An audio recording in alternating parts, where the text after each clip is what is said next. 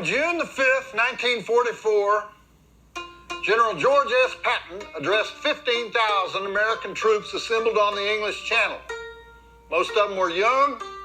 Most of them had never been anywhere near an actual battle in their lives. And he told them that they were no longer individuals. They were part of a great movement in history. And they believed him. And a year later, Hitler was dead. And if you talk to any of those 15,000 men, the ones who were still alive, they would tell you that the general's message that day is what saved them from failure. They had risen up like the mutant creatures of Midian, unprepared for the horror of what they were facing, but determined to advance until the world was saved from tyranny. Why do we identify with the monsters and not the cops in Clive Barker's story?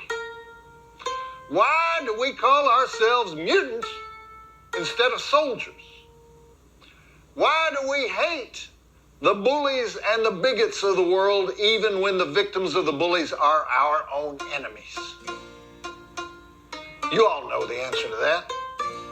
It's because we come from the weakest part of America, or Canada, or Mexico, or the UK, or the other parts of Planet Geek, the places that have no standing before the court, no portfolio that's recognized by the legislature, no belief system acknowledged by the high priest. We're oddballs. We're red-headed stepchildren. If we're made in God's image, then God is one ugly son of a bitch. And because we know that, we can't leave anybody out. We don't have the luxury of hating the enemy because we know it's probably just some regressed paleo brain creature who Googled the wrong thing on the internet. We can't take a side in the culture wars because we don't believe there's a single thing about culture that should ever lead to war. We can't single out the creeps of the world and hound them into oblivion because we're probably related to them, or at least we've shared the same Motel 6.